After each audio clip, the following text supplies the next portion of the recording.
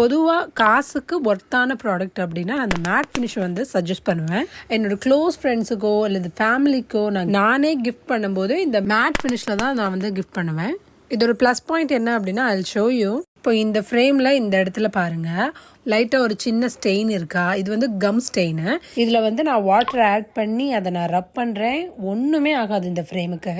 Because இது வந்து ஒரு வாட்டர் ப்ரூஃப். நம்ம அந்த ஃபோட்டோக்கு மேலே, ஃபோட்டோ பிரிண்ட்டுக்கு மேலே இந்த மேட் ஃபினிஷ் ஒட்டும் போது உங்களுக்கு இந்த ஒரு ப்ளஸ் பாயிண்ட் வந்து இருக்கும். அதனால தான் மேட் ஃபினிஷ்க்கு வந்து லைஃப் வந்து நல்லாயிருக்கும் எப்பயுமே. அதுக்காக தான் என்னோடய ஃப்ரெண்ட்ஸுக்கோ ஃபேமிலிக்கோ ரொம்ப தெரிஞ்ச கிளைண்ட்ஸுக்கோ வந்து நான் இந்த மேட் ஃபினிஷை வந்து சஜஸ்ட் பண்ணுவேன். ஆல்சோ இது வந்து ஸ்க்ராட்ச் ப்ரூஃப், உங்களுக்கு வந்து அதிகமாக ஸ்க்ராச்சஸ் விழுகாது.